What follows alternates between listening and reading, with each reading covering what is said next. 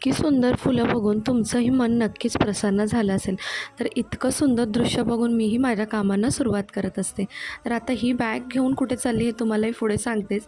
तर आमच्या घरी ना जेव्हा पण दूध मुलांना प्यायचं असतं ना, तर मला असं गाळणीतून गाळून द्यायला लागतं, कारण त्यांना ना साय अजिबात आवडत नाही आणि ही त्यांना का आवडत नाही हे मलाही अजूनही कळत नाही.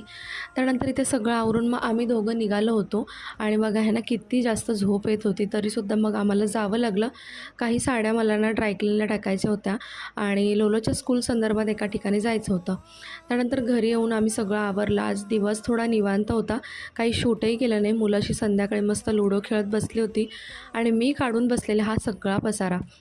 आणि बघा इतकी सारी ना कपडे जे होते ना, तर हे मी भांडीवाल्यांना देण्यासाठी काढले होते. अगदी एक बॅग भरली होती आणि हीच बॅग उचलून ना मी तुम्हाला कॅमेऱ्यामध्ये दाखवत होती, की ज्याने तुम्हाला असंही वाटेल की मीही कुठे चाललेली आहे.